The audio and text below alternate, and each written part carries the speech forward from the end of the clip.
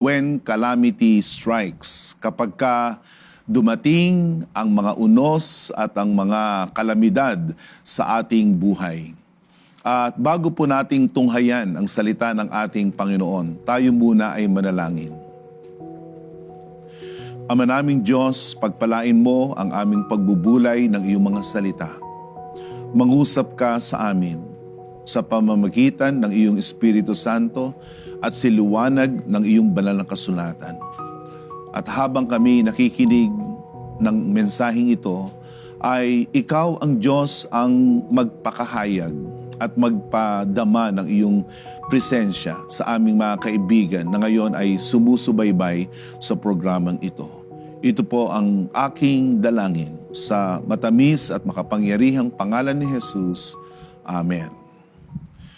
When calamity strikes, it is estimated that there could be as many as 17 to 20 storms that could hit our country throughout the rest of the year. At itong Agosto lamang ay ating nakita sa mga unang linggo ng buwan na ito ay tatlong mga bagyo ang sunod-sunod na tumama sa ating bansa.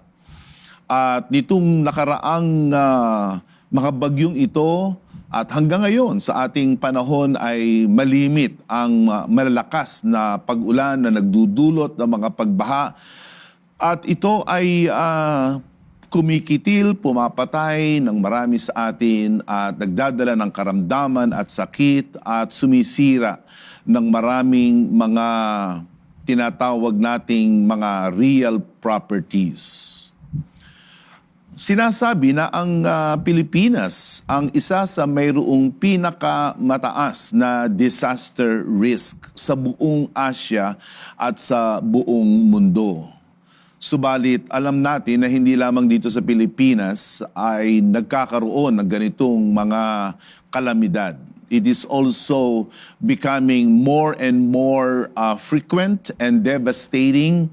The natural calamities and catastrophes that are occurring in other regions of the world. For instance, recently, an 8.8 earthquake struck this Kamchatka Peninsula in Russia that caused tsunami warnings to be issued all throughout the countries, especially those around the Pacific Ring of Fire.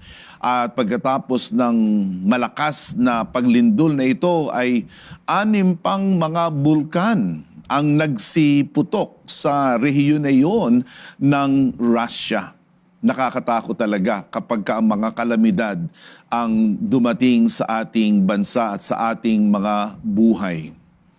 There is no doubt that natural calamities are an ever-present reality in our country. There is no doubt about that. And these calamities and catastrophes exacerbates and worsens our already hard and very challenging lives in our country. But these natural calamities and catastrophes are more than just natural occurrences. Believe it or not, they carry spiritual significance and lessons. At napakabuti at napakatama po na ating maunawaan at mapagtanto ang mga leksyon na itinuturo ng mga kalamidad na nangyayari sa ating kapaligiran. At ito ay nararapat nating gawin para mas survive natin ang mga ito at para mas magkaroon tayo ng kapayapaan sa mga panahon na ito. That's why I would like to share to you these 3 important truths concerning calamities, especially when they strike. Number 1, calamities are heavenly signs pointing to the return of Jesus on earth. Calamities are heavenly signs pointing to the return of Jesus on earth. Mababasa natin sa aklat ng Lucas sa kapitulo 21 sa mga talatang 25 hanggang 28 in the book of Luke in chapter 21, 25 to 28. It reads, "There will be signs in sun and moon and stars, and on the earth distress of nations in perplexity because of the roaring of the sea and the waves. People fainting with fear and with foreboding of what is coming on the world, for the powers of the heavens will be shaken. And then they will see the Son of Man coming in a cloud with power and with great glory." It is also stated in the book of Matthew 24:7, this truth, "For nation will rise against nation, and kingdom against kingdom, and there will be famines and earthquakes in various places." There is no doubt in our minds, based on the teachings of the Word of God, that these natural calamities such as storms and cyclones and typhoons, earthquakes, and whatnot, all of these are actually signs. Hindi lamang ito mga pangyayari na basta nangyayari at ito ay walang pinapatungkulan. Gaya ng mga senyales, ito po ay mayroong pinapatungkulan. And biblically speaking, signs o ang mga tanda, they are meant to point us. They are meant to point people to the greater reality of God's power and purpose and plans. That is why we can say that even with all the natural calamities and catastrophes happening one after another in our country, do not doubt about God's plan for our world. These are signs pointing, indicating, telling us that Jesus Christ, the Son of God who became a man, who died and rose again from the dead, He is our Savior. He will return again. Kung napaniwalaan nyo na minsan ang Panginoong Jesus ay naparito sa ating sanglibutan bilang isang sanggol, mas malaki ang ating pruweba na dapat nating sampalatayanan at paniwalaan na si Jesus ay muling babalik. And in this case, when Jesus returns, He will save His chosen ones and judge the impenitent of their sins. That's what the Bible clearly teaches, na sa pagbabalik ng Panginoong Jesus ay Kanyang ililigtas, Kanyang ibibigay ang ganap at lubos na kaligtasan sa mga taong sumasampalataya sa Kanya at naglilingkod sa Kanya sa Kanyang tunay na iglesia. At sa mga tao na may buong katigasan ng puso at ayaw kumilala sa Diyos, ayaw magpasakop sa Diyos at ayaw magsisi, sa kasawiang palad sila'y parurusahan ng Diyos. This is what Jude 1:14 clearly says. It was also about these that Enoch, the seventh from Adam, prophesied, saying, "Behold, the Lord comes with 10,000s of His holy ones to execute judgment on all and to convict all the ungodly of their deeds of ungodliness that they have committed in such an ungodly way, and all the harsh things that ungodly sinners have spoken against Him." Also in Hebrews 9:28, ito po ay napakaliwanag na katotohanan sa talatang ito. In English, it reads, "So Christ, having been offered once to bear the sins of many, will appear a second time, not to deal with sin, but to save those who are eagerly waiting for Him." Mga kababayan, pag nakikita natin ang mga delubyo, ang mga kapinsalaan na nangyayari sa ating panahon at ito'y nananalasa sa ating mga buhay, huwag tayong magkaroon ng kaisipan na ang Diyos ay hindi nagmamalasakit o walang Diyos, sapagkat yan ay malimit na katwiran ng maraming mga tao ngayon. They say that if God is good, if there is even a God, why are these evil calamities and bad calamities and catastrophes happening in our time? But then again, I understand where they are coming from, because we are often hurt. We are often feeling left out and forsaken when these things happen. And God understands what we are going through mentally and emotionally. But please, do not argue na kumot mayroong bagyo at ulan ay wala ng araw. Na kung mayroong mga sakit sa ating buhay ay wala ng kagalingan. The reality is this, that these calamities point to a greater reality, that Jesus Christ is gonna return. And when He returns, He will bring a new order in our world, in our creation. The second truth that I want you to know is this. Calamities are one of God's instruments to call people to change. Calamities are one of God's instruments to call people to change.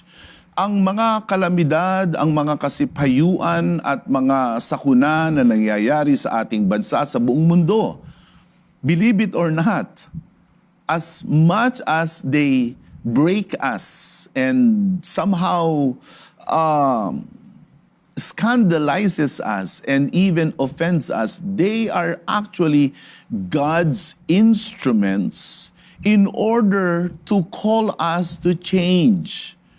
And the change that God wants us to do is understood as repentance. Sa madaling salita, ginagamit ng Diyos ang mga kasakunaan, kalamidad, mga kasamaan sa ating panahon upang tayo ay magsisi sa ating mga kasalanan. In the book of Amos, in chapter 4, verse 6 and 9, it says here, I gave you cleanness of teeth in all your cities, lack of bread in all your places. Yet you did not return to me, declares the Lord. I also withheld the rain from you when there were yet 3 months to the harvests. I would send rain on one city and send no rain on another city. One field would have rain, and the field on which it did not rain would wither. So 2 or 3 cities would wander to another city to drink water and would not be satisfied. Yet you did not return to me, declares the Lord. This is quite shocking actually, perhaps to you, na ang Diyos ay nagpapahintulot. Binibigyan niya ng kalayaan ang kalikasan na gawin ang gustong gawin nito sa panahon ngayon, subalit ang dahilan niya ay mabuti upang tayo ay magsisi sa ating mga kasalanan. Sapagkat dapat nating maunawaan na ang ugat ng kapinsalaan, ang ugat ng lahat ng masama sa ating panahon ay ang kasalanan. Yes, you heard me right. It is sin. It is not global warming. Although global warming is just the manifestations or one of the results of this spiritual breakdown that occurred in the first place. But it is sin that has brought to us all of this breakdown in our nature, in our world. Doon nagkasala ang unang mga tao. Dumating ang kasiraan, dumating ang lahat ng kasamaan, lahat ng di dapat nangyari sa atin. Bunga ng kasalanan. Death came. Destruction came. Devastation of every kind came. And all of those things, they trace their cause and their root from sin. And how can we experience relief, salvation, rescue when we repent? To repent is to turn away from our sins, to recognize that we have blown our chances, that we have offended God. Yan ang pagsisisi pagkilala na tayong makasalanan. At ang pagsisisi, panunumbalik sa Diyos. At kapag tayo ay manumbalik sa Diyos, Kanya tayong patatawarin. It is said by a well-known British apologist, C.S. Lewis. He said, with regards to the difficult things that we are going through, this is what he said: God whispers to us in our pleasures, speaks in our conscience, but shouts in our pains. It is His megaphone to rouse a deaf world. Yung pala ang ginagamit daw ng Diyos para tayo ay gisingin sa ating espiritual na pagkabulag at kabingihan pag ipinapahintulot ng Diyos ang mga kasamaan, ang mga kalamidad na mangyari sa ating panahon. This is one truth that we must realize. And if ever there is a time that we must repent and say, God, I need you. God, I need you to rescue me from my sin and from my physical circumstances. It is now. At ito ang dahilan kung bakit ang oras ng katotohanan ay nasa sa inyo ngayon, sapagkat nais namin na inyong higit na marinig at makilala ang ating Panginoong Jesus. And the third truth that I want you to understand about calamities and when they strike is this: calamities demonstrate the impermanence of our present world. Calamities demonstrate the impermanence of our present world. Ito ang ginagawa ng mga kalamidad. Ito ang pinapatunayan ng lahat ng mga masamang pangyayari sa ating panahon na walang permanente sa ating mundo. Walang permanente sa ating planeta. Ang lahat ng bagay ay patungo at palapit ng palapit ng palapit sa pagkawala at pagkasira. This is one sobering truth, ladies and gentlemen, that the Bible has been teaching from cover to cover, the impermanence of our present world. Yung katangian ng ating mundo, ng ating sanglibutan na hindi ito magpakailanman, hindi ito tatagal. Halimbawa, sa unang Korinto, sa Kapitulo 7, sa talatang 31, 1 Corinthians 7:31 says, "And those who deal with the world as though they had no dealings with it, for the present form of this world is passing away." The Word of God couldn't get any clearer than that. The present form of this world is passing away. And these are what calamities and catastrophes and natural devastations, even our moral and social upheavals, all of these just validates what the Word of God is saying us concerning the impermanence of our world. Here's another verse in the book of 2 Peter in chapter 3 in verse 10. It says, "But the day of the Lord will come like a thief, and then the heavens will pass away with a roar, and the heavenly bodies will be burned up and dissolved, and the earth," yes, you heard it from the Word of God itself, "the earth and the works that are done on it will be exposed." So, what is the takeaway lesson from this truth? Bakit po tayo mamumuhay na para bagang ang ating pag-asa, ang ating kasiyahan, ang ating kahulugan sa buhay na ito ay ating makukuha sa mga bagay ng sanglibutan? Now, don't get me wrong. I am not demonizing our planet and our world. I'm using them. I am living here in this planet. But our hope, our purpose, our meaning and value should not be attached in our present world and all its desires and form, because all of these things will eventually disappear and pass away. Only God, our faith in Him, our love for Him, and our service to the cause of His kingdom, that will remain. The Bible says that the world and its desires, they pass away, but the one who does the will of God will live forever. We do not know, my dearest friends and viewers of Oras ng Katotohanan, about what kind of calamity, what kind of storm will hit us this year.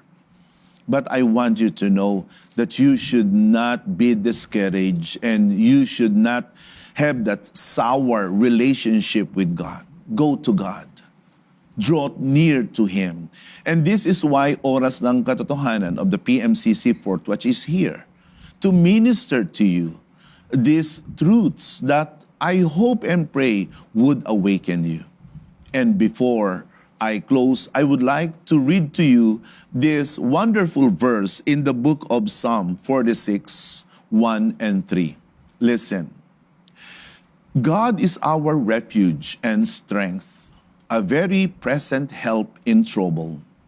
Therefore, we will not fear, though the earth gives way, though the mountains be moved into the heart of the sea, though its waters roar and foam, though the mountains tremble at its swelling. This is what we must now accept and embrace. God is our refuge. God is our strength. And if you are being led to consider God and to consider Jesus as your Lord and Savior, perhaps you have that uncertainty in your heart. You do not know that when you die, you will go to heaven. Now, you might be someone who is religious already. You're a self-made man. But I want you to know that no amount of goodness on our part and no amount of morality and even religious piety can ever get you closer to God. The way to God is through Jesus Christ, and by believing and accepting Him as the one who is our Savior. He alone came from heaven to earth, became just like us. He suffered and He died and rose again for our sins. The Bible says if you will believe that in your heart and confess that with your mouth, you will be saved. Get baptized too.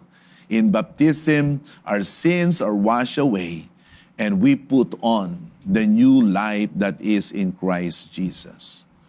Would you like to make that decision right now while you are now watching this program? Allow me to guide you in this prayer. Close your eyes and pray with me. Ama naming Diyos, nagsisisi ako sa aking mga kasalanan. Patawarin mo ako. Sinasampalatayanan ko ang iyong bugtong na anak na si Jesus bilang aking Panginoon at tagapagligtas. Tanggapin mo ngayon ako bilang iyong anak. Salamat po sa iyong pag-ibig sa akin. Ito ang aking dalangin sa pangalan ni Jesus. Amen. If you have prayed that prayer in your heart, the Lord has heard that. And let us know here at Oras ng Katotohanan, the evangelistic program of the PMCC Fort Watch, how this particular segment has helped you and encouraged you. Once again, blessings of the Lord be upon you.